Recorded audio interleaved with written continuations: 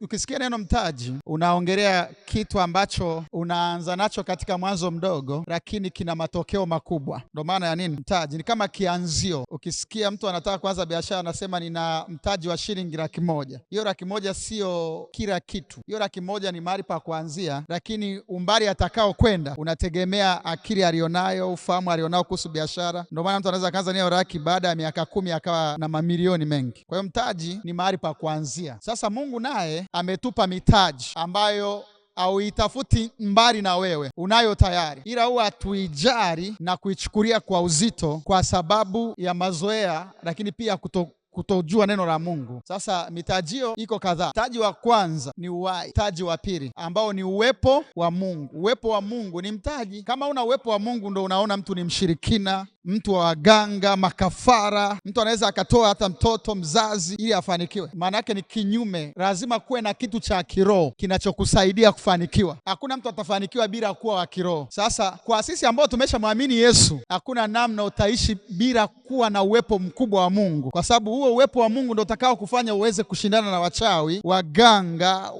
watu wa makafara na watu wote wanaokupangia mabaya, na wasiweze kushinda. Kwa sababu ukubali ukatae, wewe ni ngumu kwenda kwa mganga. Sasa wewe ni ngumu kwenda kwenye matambiko ya mizimu. Sasa wenzako hayo ni kawaida, kwa sababu hawana Mungu. Sasa huyu Mungu uliye naye akusaidii tu kwa sababu umeokoka. Msaada unaopata kwa kuokoka wa uhakika wa kwanza ni kwenda mbinguni, labda kushinda dhambi na mambo madogo madogo, lakini ili uanze kuona utendaji wa ajabu hadi kwenye uchumi, maisha, ni lazima ujue uwepo wa Mungu na namna ya kuutumia kufanikiwa. Sasa kwenye baraka hatukumaliza, ila nilikuonesha kwamba ndani ya baraka kuna nguvu 5. Kuna nguvu ya kuzaa, nguvu ya kuongezeka, nguvu ya kuenea, nguvu ya kutawala na nguvu ya utisho. Zote ziko ndani ya baraka. Mungu alipowatamkia watu wa baraka, alisema zaeni mkaongezeke, mkaijaze nchi, mkaitawale na kuitisha. Kwa kuna mambo 5 hapo. Cha kwanza, zaeni. Hapo Mungu aliachilia nguvu ya kuzaa. Anaposema zaeni, aongelei tu kuzaa watoto,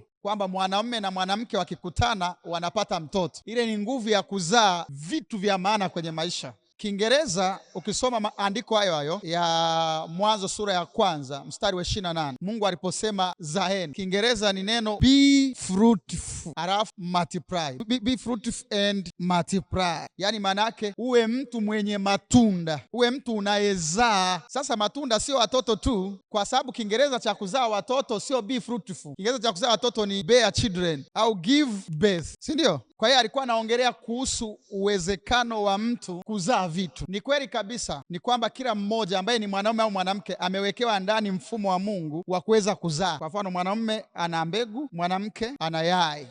Vikikutana mtoto amepatikana. Kwa hiyo uendelezaji wa wanadamu uko ndani ya watu, sio uongo. Lakini sio hiyo tu, ile zaeni, kiwanda cha pili kikubwa ukiondoa swala la kuzaa watoto ni mawazo. Yaani mwanadamu ni kiumbe pekee kilichopewa uwezo wa kuwaza na kuchakata kitu. Akipo unakichakata na ukichukua hatua kinatokea. Kama umeoa, umeolewa, mme wako au mke wako, kuna wakati hamkuwa mnafahamiana. Hata kama ulikuwa mnafahamiana, uko unamuona tu ni huyo dada, huwa anapanga pale, huwa anaishi nyumba ile, hamna hata mawasiliano. Hasa wanaume, wazo likaja, huyo dada kama anafaa kuwa mke huyu. Haujaongea naye, hakujui, hajui hata jina lako saa nyingine. Halafu unasema nitaanza kutengeneza namna ya kuwa karibu yake. Hujamshirikisha, iko ndani yako tu, bado ni wazo ndani yako. Halafu unachukua hatua kwenda kutendea kazi wazo.